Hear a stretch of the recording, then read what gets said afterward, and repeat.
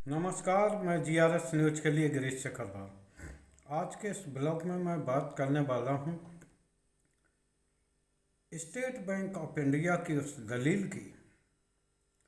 जिसको देखकर ऐसा लगता है कि सुप्रीम कोर्ट को सुनवाई को टालने के लिए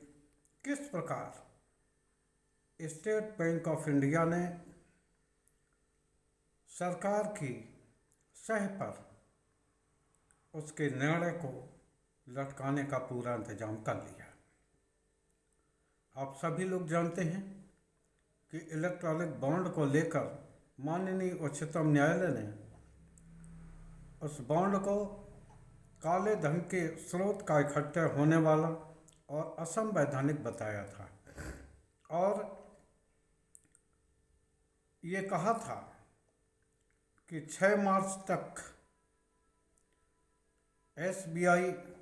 इस बात की जानकारी दे कि ये बॉन्ड किसको बेचे गए हैं और किन लोगों ने इसे खरीदा है, किन कंपनियों ने इसे खरीदा, इसकी पूरी डिटेल वो उनको देगा। 15 फरवरी को सुनाए गए इस निर्णय को 6 मार्च में तक यानी 3 सप्ताह के अंदर माननीय सुप्रीम कोर्ट में एसबीआई को ये पेश करना था। बाद में यही सभी डाटा चुनाव आयोग की वेबसाइट पर अपलोड किया जाता जिससे कि आम जनता को ये मालूम होता कि किन लोगों ने किस राजनीतिक दल को पैसा दिया है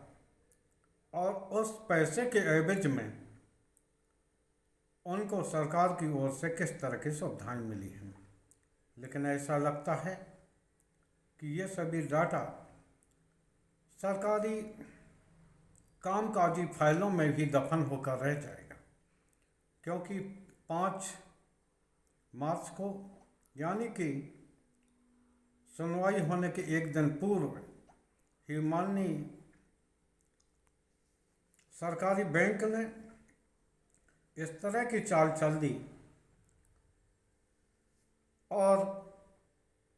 न्यायालय से 30 जून तक का समय मांग लिया, यानी जब तक वो डाटा आएगा तब तक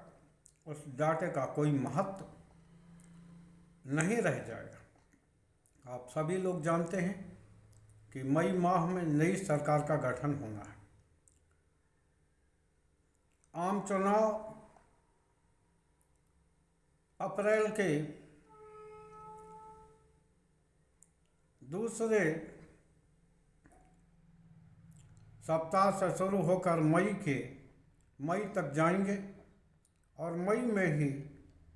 मतगणना होकर नई सरकार का गठन भी हो जाएगा।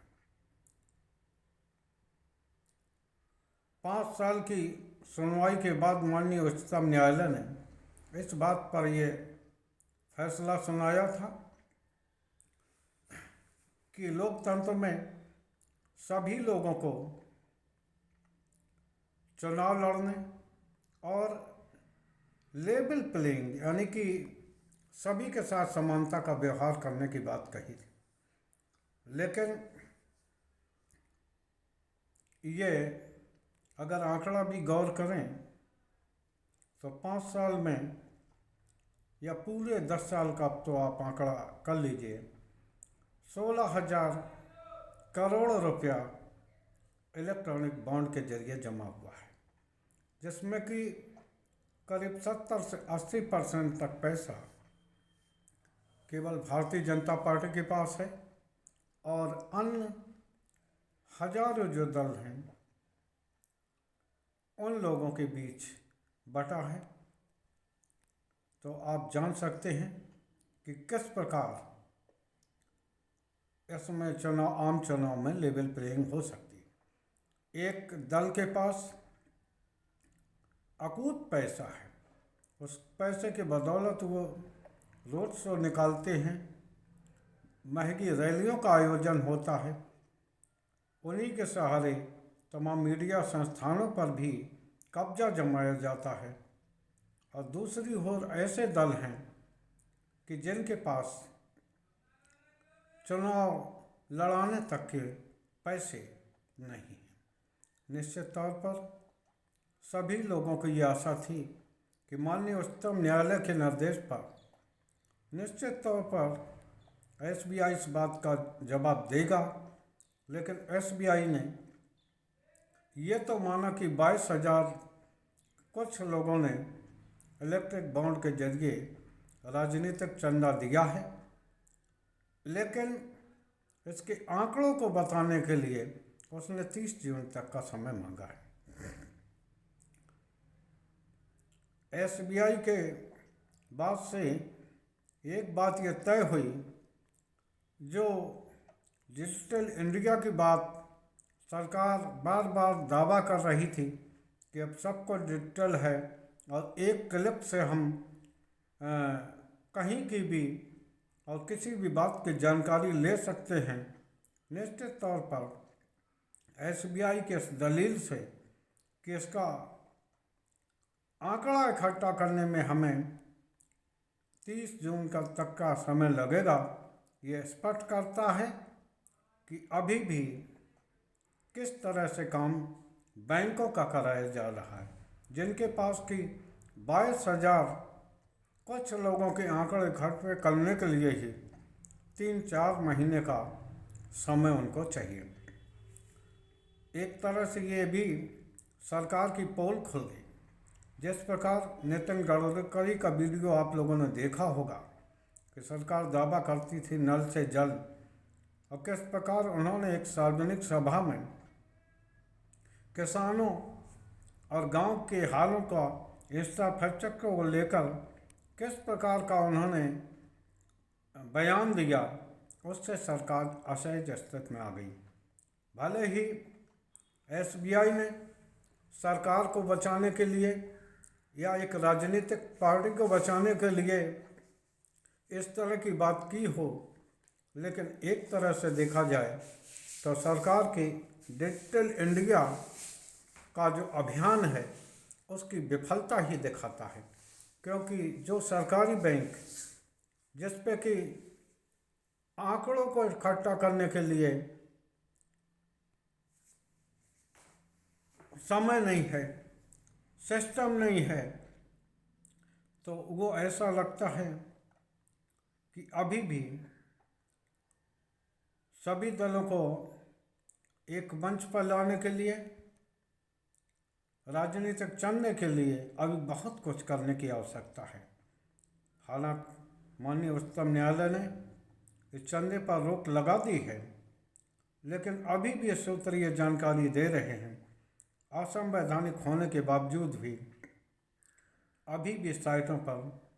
चंदा लिया जा रहा है। हालांकि इसकी सत्यता को साबित करने के लिए मेरे पास कोई वैसे आंकड़े नहीं हैं, लेकिन जैसी जानकारी मिल रही है उन कंपनियों द्वारा चंदा दिया जा रहा है जो ईडी के शिकंजे में आए हैं, उन व्यक्तियों द्वारा चंदा दिया जा रहा है जो ईडी के दायरे में आए हैं, जिन पर छापामारी हुई है, और उनको तब तक जमानत नहीं मिलती जब तक कि ईडी अपनी ओर से मामला हल्का न कर दे। निश्चित तौर पर माननीय उच्चतम न्यायालय ने जो निर्देश दिया था उससे ये आशा जमी थी कि अब चुनाव में स्वच्छता और पारदर्शिता आएगी, लेकिन जिस तरह से सरकारी बैंक ने सरकार की सह पर माननीय उच्चतम न्यायालय के निर्देश को ही भौंतरा करने की कोशिश की है, उससे ये तय माना जा रहा है कि अभी बहुत कुछ किया जाना बाकी है। देखना ये है कि आम चुनावों से पहले क्या उच्चतम न्यायालय देश के लोगों को, आम जनता को क्या ये जानकारी मुहैया करा पाएगा। हालांकि सरकार की माने, सरकारी वकीलों की माने, तो उन्होंने माननीय न्यायालय में यह स्पष्ट तौर पर कहा है कि आम जनता को यह अधिकार नहीं है कि वो जाने कि राजनीतिक दलों को मिलने वाले चंदे का स्रोत क्या है। आज के ब्लॉग में बस इतना ही। जय हिंद, जय भारत।